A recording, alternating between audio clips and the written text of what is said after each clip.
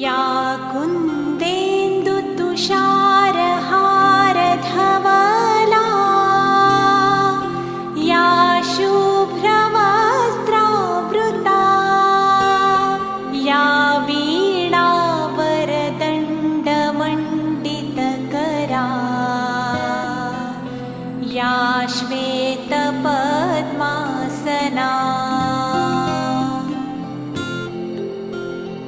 या ब्रह्माच्युतशङ्करा